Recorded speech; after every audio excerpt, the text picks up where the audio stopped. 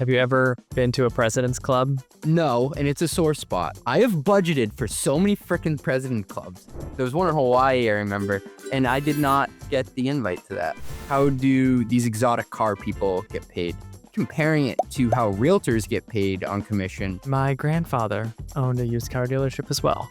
All right, so we got Henry Ford on the podcast. Do you want me to hit you with some of the observations from the data that's coming in, Kyle? Hit me with them. So the first one is that inertia is a total All right, I'm going to give you some terms, and you got to tell me what these are. Go. What's an OTE? On target earnings. What's a quota? It's your bag. What's a cliff? I don't even know what a cliff is. We stumped him. Man, you got me. What is a cliff? From Mostly Media, it's Mostly Growth. Go-to-market strategist Kyle Poyar and CFO CJ Gustafson share smart takes on growing revenue and running a company. Pricing, unit economics, AI, leadership, candid insights for CEOs, CFOs, and CROs, or anyone else aspiring to climb to the C-suite. This is Mostly Growth.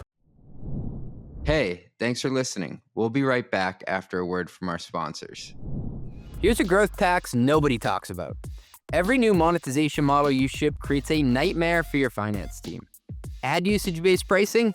Now you're tracking consumption against commitments. Launch product bundles? That's multiple performance obligations per contract.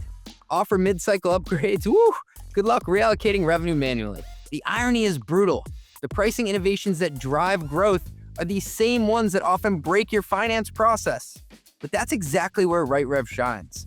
RightRev is the revenue recognition engine built for companies that can't afford to let accounting slow down growth. Here's what most people miss, and I've come to deeply appreciate. Revenue recognition isn't just a finance problem. It's a go-to-market enabler. When your RevRec is automated, your product team can ship new pricing without asking finance for permission.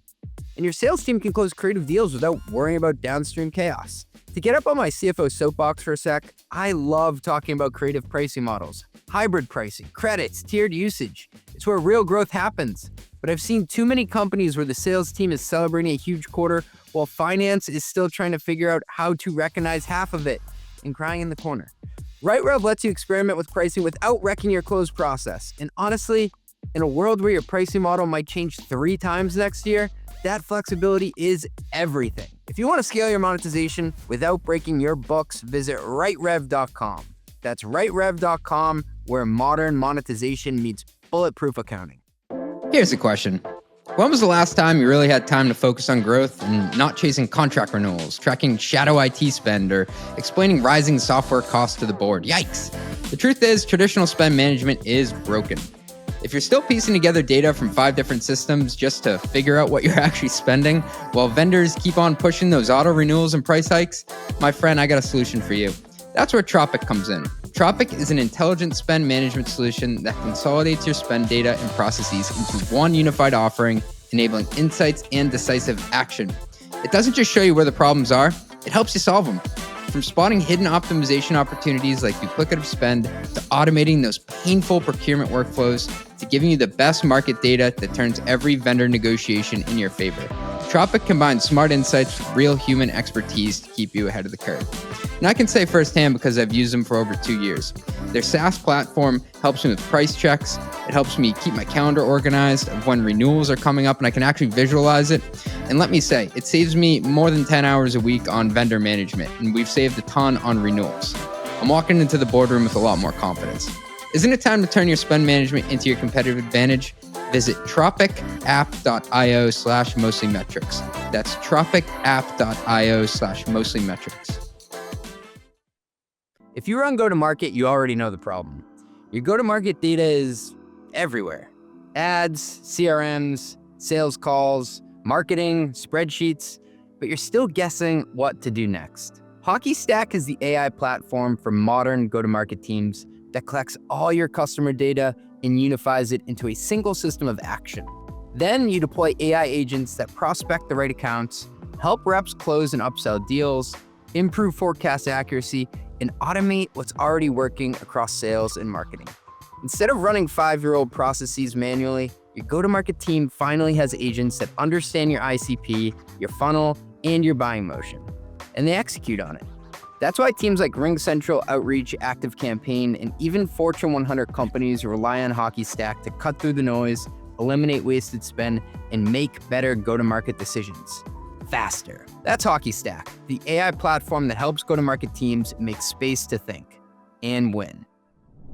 Welcome back to another episode of Mostly Growth, where I have stolen the intro duties from Kyle. We're the Mostly Serious podcast for Kyle. Can you do the intro? Leave it in. So I get paid the big bucks. Welcome back to another episode of Mostly Growth, the mostly serious podcast for anyone who cares about startup growth. You have been texting me a lot lately about commission structures. Are you trying to get paid on commission here? What's going on? I'm trying to move your revenue stream to commission, Kyle. So you can just let me know if you're comfortable with the letter I sent over and sign it. Pay per listen? What do I get? A penny per listen? You get a penny per listen. It's worse than the Spotify royalties. I went down a rabbit hole the other day on this YouTube channel I love. It's called VinWiki, and it's all about the car industry. And it has all these stories about fastest you can drive from New York to San Francisco, blah, blah, blah. The guy who started the channel used to work at a Lamborghini dealership. And so he was a sales guy there. And so one of the episodes was, how do these exotic car people get paid? And so he was actually comparing it to how realtors get paid on commission versus how car salesmen. And so I had always figured that being a realtor was probably pretty similar to being a car person. You probably know better than me because I think your father, Kyle, is in the car industry, right? Or own car dealerships? He owned a used car dealership for a couple decades, and my grandfather owned a used car dealership as well. All right. So we got Henry Ford on the podcast. For a realtor, it's usually like 5%, and then each one splits it. So it's like 2.5% on the total price each. Okay.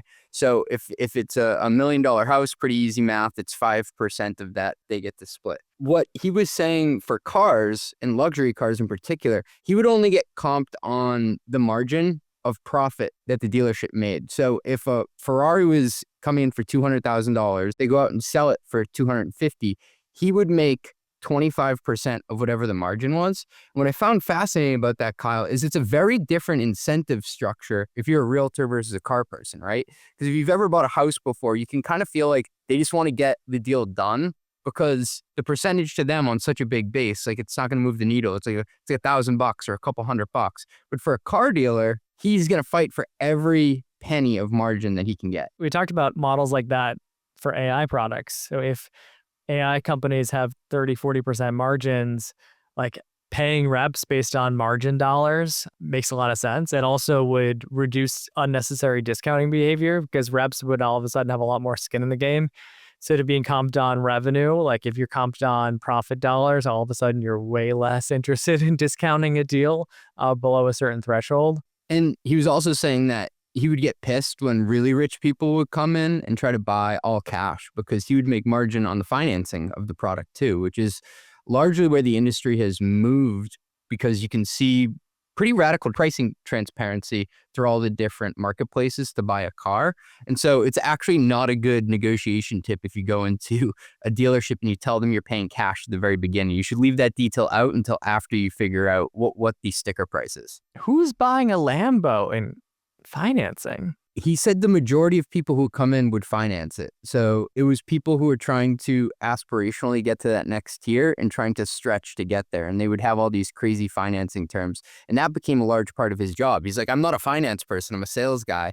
But what I ended up learning pretty quickly, similar to like people in the mortgage game back during the crisis, like they'd come up with these elaborate ways for you to somehow purchase this crazy asset, whether it's a house or a car. See, in used cars, at least with my dad's business, like things were very different. He had a buy here, pay here business. So they did the financing. And these were generally very high risk buyers who frequently were not going to pay off their full bill. So if someone paid in cash, they would get a very steep discount. But I thought we could jam out on incentive structures today. I know a lot of listeners out there probably rolling out their comp plans. Yeah, let's do it. I mean, we got a growth person, finance person, and the Starbucks cold foam guru. So feels like the right audience. I think I have a little bit more experience than just drink choice, Kyle. Benny Beverages in the house. Maybe let's start with like a rapid fire on like what the heck goes into a comp plan. All right, I'm going to give you some terms, and you got to tell me what these are. Go. What's an OTE? On target earnings. What's a quota? It's your bag. It's what you're holding, baby. Better hit that number. What's MBO? Management by objective, aka if your ass is in a chair, you're going to get paid at the end of the quarter. And what is a typical quota to OTE ratio? This is basically the margin that the company is making off of you carrying that quota. So typically you want it to be 4-to-1 or 5-to-1. Basically, like if you're getting paid 200 grand, you hope that the rep has a quota of 800 to $1 million. Of the OTE, how much is usually base? How much is commission? Ooh, all right. So if you're an account executive, it's usually 50-50. But if you're a systems engineer and you can't influence a sale as much, it's usually like a 70-30, a 65-35 plan. If you're a BDR, it's usually also 50-50. But you can see the balance of risk shift the more you go up the chain usually. Whereas at the lower levels, they'll try to get you for as much variable as possible, de-risk the company. The higher up you are, there's a little more certainty in how much you'll make. What are accelerators? Accelerators are a way to make above and beyond what you were slated to make on a per dollar basis. So an accelerator could be once you hit 100% of your quota, every incremental dollar is worth 1.25, what the plan originally called for. So it's a way to reward people. And once you get into accelerators, you want to sprint, right? That's when you get the most money in a short period of time. Couple more. What's a spiff? It's a way to light money on fire. So a spiff is a way to motivate people to do some sort of behavior. So an example would be you could roll out a brand new product, right, Kyle? And you're like, nobody's going to know about this product. Let's tell the sales force that they'll get an additional $50 or something or $1,000 per sale of this. So it's a way to shift people's focus towards an activity you want them to do. It could also be something at the end of a period to get people to stick around the office longer. We're going to have all the BDRs stay around and do a call blitz, and whoever wins this gets, it could be a watch. If you've ever been in an accounting department that's had to figure out how to give a sales rep a watch and the tax implications of that, shoot me now, horrible. But spiffs in general are just a way, from my perspective, to pay for non-incremental work. What's a cliff? I don't even know what a cliff is. We stumped him. Man, you got me. What is a cliff? Is it a vesting cliff? I think a cliff is just like there has to be a threshold above which you're paid based on. If you're a CSM on like a renewal business and you're like less than 80% renewal, that's like your cliff where you're like not going to get paid at all. We're not comping you up to 60% renewal, brother. You got to get over 70 before you make any money. Not too shabby, CJ. Seems like you have seen your way around a comp plan or two. Have you ever been to a president's club? No, and it's a sore spot, honestly. I have budgeted for so many freaking president clubs, and I've never been invited to one. And these places were in lavish islands and stuff. There was one in Hawaii, I remember, and I did not get the invite to that. You did all the budgeting for it, and you couldn't just squeeze yourself into that budget? Not only did I do all the budgeting for it, I think I wrote the speeches for the executives to give at the president's club that I wasn't even there for. You're on to better things now. All right. Well, CJ, so we wanted to use today to talk about sales comp plans, help people that are just getting back from President's Club. They're all tan, they're all happy, they're motivated, but they need to set plans for this year. Maybe as a starting point, like, let's talk about characteristics of a great sales comp plan versus like a bad sales comp plan. What do you typically recommend here? I hate to overgeneralize here, but keep it stupid simple. There's a direct correlation between how fast a rep can understand what their plan is, what they're being incentivized for, and how they achieve it. So the second it hits their hands, they have to comprehend and link their efforts to getting paid without having to go into a back room and run some scenario model. Even though that may work for finance, that is terrible for the rep. There is no one more rational in a company than a sales rep. Like if you give them a goal, I feel like they're going to find a way to hit that goal or to exceed it or to make as much money off of it as possible.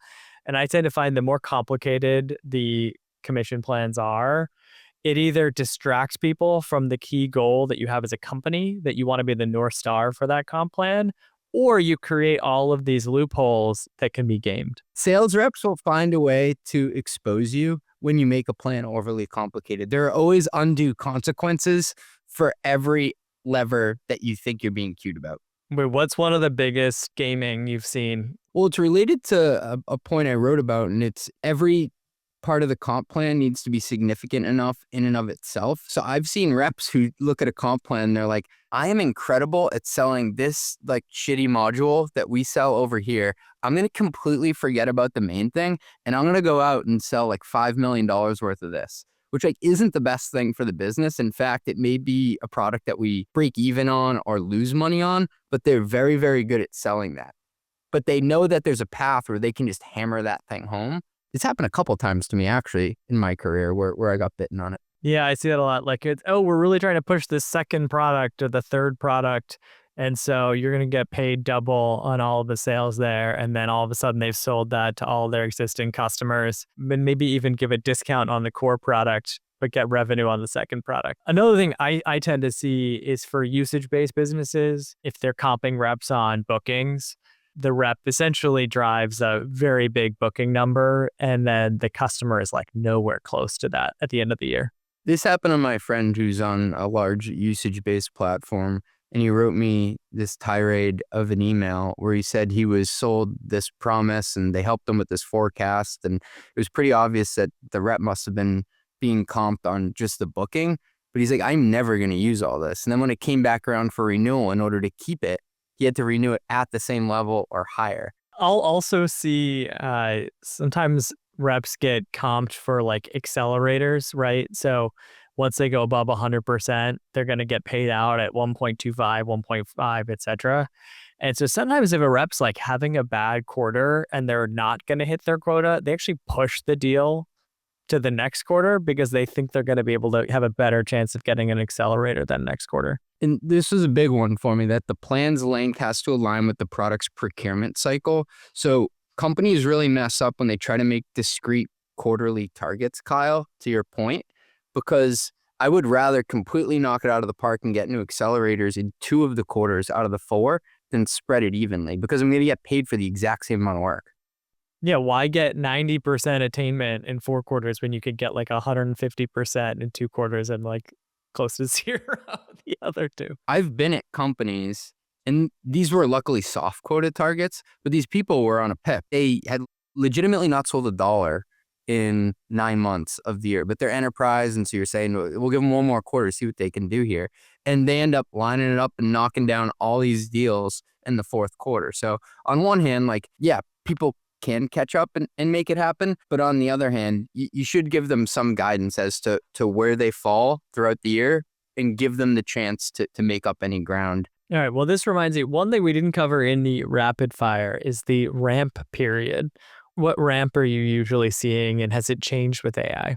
The playbook that I've been brought up on is that it's segment specific. And I don't think this changes really with AI. So quick rule of thumb, if the product, say on average, it takes 3 months to sell and it's a product that costs under $50,000, you should probably give the rep between 3 and 5 months to ramp. A mid-market deal, 6 to 9 months to ramp. An enterprise deal, you could make a case, as I alluded to before, that it's going to take the rep 12 months to build actual pipeline with real companies and get through their procurement cycles and educate them.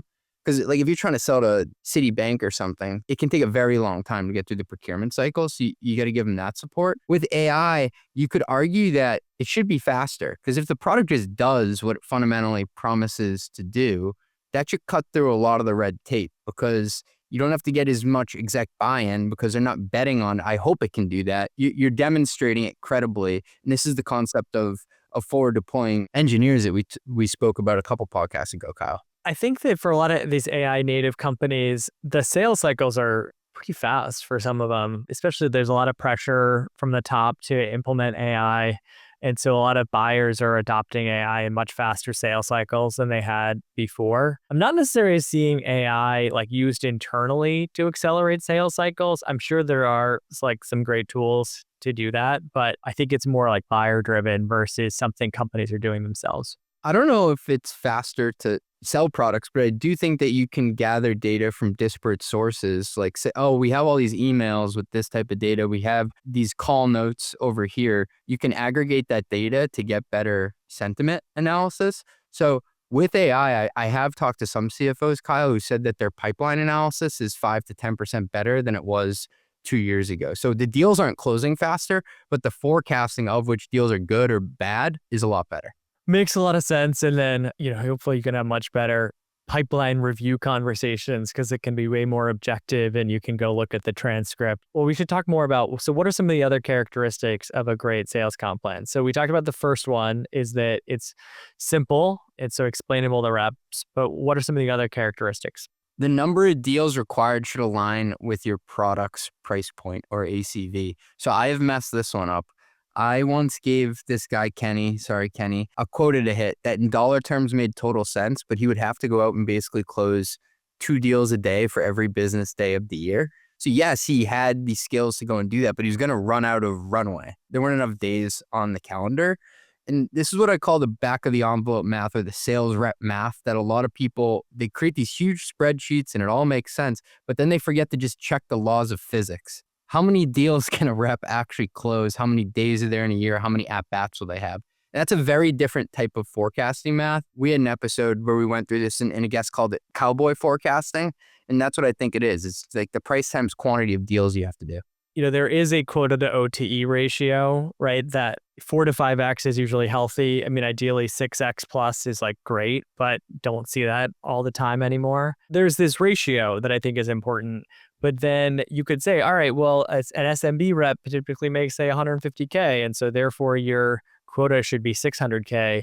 But like the reality is it's so different. If you're selling $100, $200, $300 a month product, A, like your quota to OTE might not be able to be that high. And B, like maybe you should be hiring a different profile of reps where it's more of a regional AE and you hire in lower cost geos, you bring someone in at an 80K, 90K salary. You can hire a different profile of reps versus just looking at that salary benchmarks. Because let's say the average deal size is $10,000 and you give the rep a quota of $800,000, which sounds manageable if you're paying them $200,000. They get to close 80 deals. So then you say, well, if they're 220 business days-ish, they got to be closing one, I don't like to do public math, but like a couple a week. Can you even give them the requisite pipeline to do that? Can they have that many conversations? If you work backwards to it takes 5 opportunities to get 3 qualified deals to close 1, you need a lot of marketing horsepower to even give a rep a shot at that. So the physics has to work out. Any other rules of thumb? So this is really tactical, but I do think that people appreciate the tactics more than the strategy. And this is that comp plans must go out in the first month or sooner. So I would always make it a point of pride that everyone had their comp plan in their hands by sales kickoff. A lot of companies will do sales kickoff. If you're a calendar year end, 3rd week in January. If you're a January year end, 1 month different than 3rd week in February, have all the reps with their plans and most importantly signed before you start paying people. Because I was talking to Greg Henry, the CFO of 1Password, and he was saying so many CFOs get over their skis with like forgetting to get the plan signed. You don't have a binding contract with the sales rep. And this can create all sorts of HR concerns if somebody leaves the company and they're like, oh, you never paid me what I was owed. And it's like, well, what do I have to look at? I have last year's, but this isn't even linked to what we're comping people on this year. So do yourself a favor and don't chase people into the summer to sign their comp plans. Yeah, I've certainly seen that too. I think another thing that comes up to me that you wrote about in your piece is kind of aligning comp plans with cash as well. And so sometimes you can see like the quota to OTE makes sense, like all the math seems to work out, but then customers pay you at a totally different time from when you pay the reps, which just creates this like cash black hole in a business.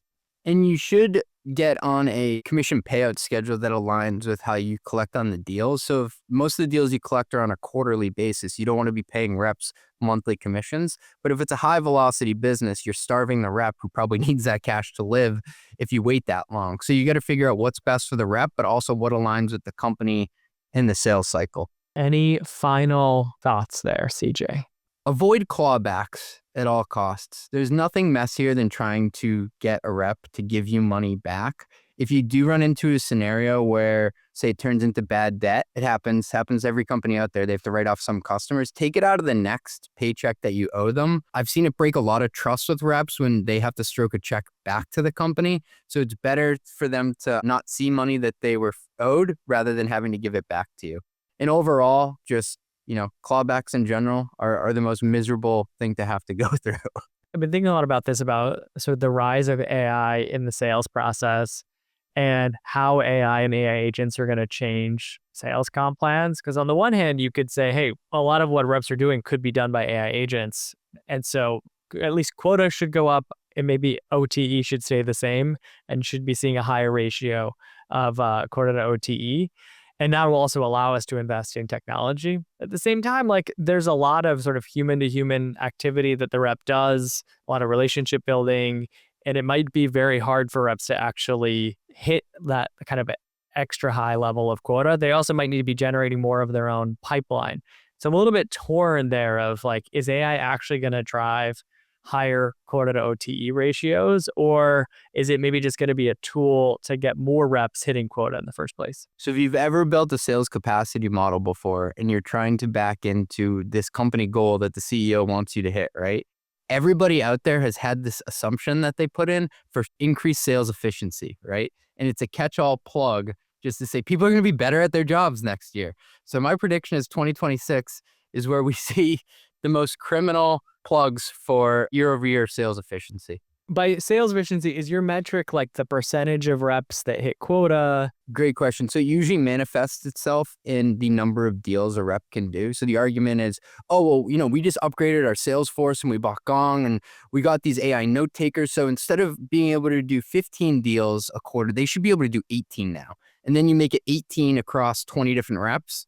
And that has the multiplication effect to saying that the company can be more productive given the new resources you've given them. When people are saying, hey, top-down pressure from the CEO and the board to hit X revenue goal, and then you're doing the forecasting, that's, I think, one of the easiest ways to change the plan. It's like, oh yeah, each rep will just hit a higher number. I tend to find there's more time there than on the participation rate. And so when you look at reps, you often have like really standout reps that are consistently at or above quota. Like they're the reps you want to give the best deals to. You have new reps who are ramping, a little bit more of a question mark of what they'll deliver, if anything, within that calendar year. But then you've got like that average rep. And when you look at like the percentage of reps that hit 70 or 80% of quota, it's often like terribly low at the average company. And so if you could get that rate up, that could drive like meaningfully better performance and more overall efficiency. But I tend to find that's like criminally underinvested in, because people have this mindset of every sales rep's out for themselves. If the rep isn't performing, we can let them go. What have you seen there? And do you see companies making more investments there? The most juice that you can get from the sales force is by moving the middle of the pack, like what you said, just a couple percentage points. Because your top performers, they're going to blow it out no matter what. In fact, they're going to bring in a lot of money. They're actually going to cost you even more money because they're in accelerators and everything. That's great. We want them to overachieve. And then you have the laggards, which is usually 30% of your sales force. Sorry, they suck. They're going to be having to look for a new job at some point, and you probably can't fix that with a spiff or any sort of technology. Like it is what it is. It's a binary outcome. But if you move the middle of the pack, say from 72% achievement to 78% achievement, that is a huge, huge boon to the company. So that's where people should focus their enablement efforts. So let's switch gears a little bit. So we've talked mostly about sales comp for sales reps, but there's a lot of different roles actually within revenue generating teams. There's sales, there's account managers, there's customer success, there's BDR, SDRs. A little birdie told me you've been working on a survey to get some better data on the CS side of things. What are you seeing so far? I was doing all this writing on annual planning, and the biggest question that I got from people was, what do I do about customer success? So not customer support, but customer success. And this is traditionally the team that's there to make sure the enablement goes okay, the onboarding goes okay, the customer renews, and sometimes if they're responsible for it, the customer expands. So I'm not totally done with it yet, but do you want me to hit you with some of the observations from the data that's coming in, Kyle? Hit me with them. So the first one is that inertia is a total bitch. A lot of people have plans for customer success, and the reason they have it is because the last guy or girl had put it in place. Have you seen that before?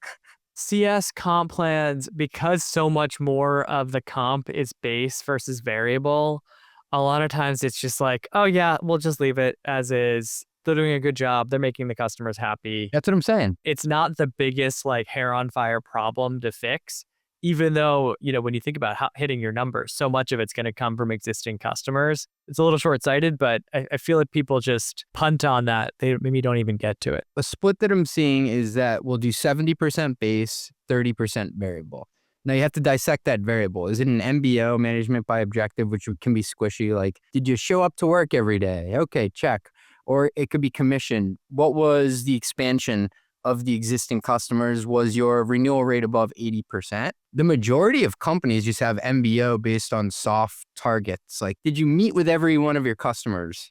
It's not something that you can put a dollar amount on. Some of them do have more of a commission element, Kyle, but it's only a component of that variable. It is very rare for the entire variable to be strictly commission-based like a sales team. I find customer success comp to be really tough because the role can also vary a lot. Like sometimes they own the renewal. Sometimes you got a renewal manager. Sometimes the account manager. Sometimes sales does that kind of renewal and upsell. And then when you think about like rewarding performance, there's things that are in their control and things that are not in their control. So like if the sales rep just oversold the customer in the initial deal, sold to the wrong profile of customers outside of ICP, your CSM is only so much they can do.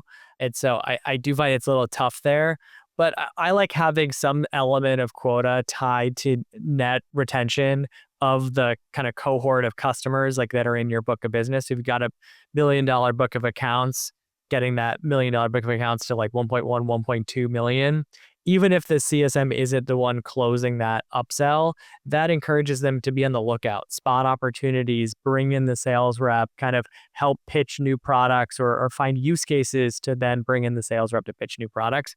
Without that, I tend to find there's not shared goals across the team. It makes you wonder, is it worse to have nobody on driving a metric or have everybody on driving a metric? So an example would be, 10% of the sales team is comped on renewals. Same thing for CS, same thing for the account managers, same thing for the executives. Or to have, we actually aren't comping anybody on renewals right now. Both those things are bad, but bad for different reasons. For an AE, if it's 10% of their commission, let's just say, like, that's not going to be what they focus on. And so having this peanut butter approach of something being a small, insignificant factor for a lot of people isn't going to actually mean it's a factor for anyone. It goes back to principle number one is keep things simple, ideally keep things on one page and have a really clear North Star of what the sales team is trying to do. 100%. So we talk about CS. But part of this, and I think where the sales and CS side has some interesting tension, is usage-based sales compensation. And so with usage-based plans, the rep maybe sells a deal with a certain expectation for usage, but you only make money as a business long-term if that customer is adopting the product. And actually, like customer adoption of the product is really a revenue-generating function because the more usage, the more that immediately turns into revenue, unlike in a seat-based model. And so how are you seeing usage-based models change things with comp plans? Yeah, so to back up the traditional SaaS plan, you get a booking and that leads to revenue. It's easy to forecast, it's easy to comp on. You can have the Planet Fitness model where we make money when you don't show up. People don't technically have to use those seats, but hey, they bought the seats. In a consumption model, it's usage leads to revenue, which should lead to a bigger booking down the line because you're expanding the use cases for it. More people are using it. And this is more akin to the snowflake model, where usage-based companies get it wrong is they end up comping the rep like it's a SaaS model on just, hey, you signed this big commitment, but then they're not going to go out and use it. Because if they never go out and use it, they're definitely going to churn. They're also going to be angry. And in some cases, you may not be able to recognize the revenue against it because there was no performance obligation that was met. You just have them signing up for this big commitment. A lot of times the new rep is really focused on closing new business and they're not doing a whole lot post-sale. And like, you really want them hungry to go find new accounts. That's how you're going to grow the most. But then if you overcompensate on bookings, there's just all kinds of bad behavior. And so folks struggle with this balancing act here. One of the things I find is a good compromise is essentially an estimated deal size based on the sale. And so potentially comping rep on not specifically how much was booked, but how much you expect that customer to be worth. And then they can get sort of trued up or down based on the actuals over time. But by having an estimate up front, kind of have like a gong moment, like a ring the bell moment where the rep is excited. They brought in this deal. They know how much that deal is expected to be worth. And so they can have kind of this like celebration moment that ladders up to hitting their quota instead of having to wait until that customer is live and fully adopting the product. It balances celebrating the upfront win with also recognizing that the customer actually has to consume for you to get paid. Yeah, another way to do it is you could do it 50% on bookings, 50% on actual usage. What you have to think though is how much power does this rep have to actually move the needle? So if you're working the Fortune 10 accounts and you work at a place like Snowflake or Databricks, and all you do is you have one or two clients, right? Every morning you wake up and think about Johnson & Johnson, maybe even have a bad sheet of the building. You can move the needle there on consumption a lot more. If you're an SMB rep for one of those two companies and you have 1,000 accounts, you probably can't be as aware of what's going on day to day, and you should definitely have more of a weighting towards the booking. Next up, we've got our segment called Business Blunders. What's been grinding your guys' gears? I need some advice as a people manager here. So we have lovely people on board here, like Benny Beverages. I had a person I work for, and they would do stream of thought, like throughout the weekend, anytime at night, and they would just Slack me, right? But I always felt like I had to get back to them very quickly. Like, oh, I gotta show them that I'm there. But I was always on edge because of it. And so something that I've started to do is time emails and Slacks. So I make it for 9 a.m. Monday morning on a lot of these. So shit will come up and I'll just think about it. I don't want to forget it. So I'll time a bunch of Slacks to go out. The problem is sometimes the person will beat me to the scheduled thing. And so I think I'm doing them a favor, and they'll write a bunch of stuff and they'll actually address what I was messaging them about. But then they get this Slack at 9 a.m. that looks like I'm a terrible person. I just completely ignored everything they said and I'm just repeating it. So the business blender is on you. Sarah's wonderful. She runs all the podcast operations for us. And I sent her a message at 9 a.m. this morning, like, hey, can you follow up with this guy to check on X, Y, and Z? And she's like, I have followed up with so-and-so and I have this message, but I look like the asshole who was like, I didn't read anything you just said. Why don't you just say this is a scheduled Slack? I don't know. Let's do this real time then. Would you feel offended if I said I'm scheduling this too, or no? No, because it's like, it gives you the context of, oh, I see, hey, scheduling this Slack at this time if you wanted to go be that extra. But I think just like feels like enough to me. I struggle with this too, because you have some people that are like over communicative and they just tell you every single update, and it starts to feel like there's all these problems they're running into that are now your problems to solve. And it's like such a cognitive load to manage these people.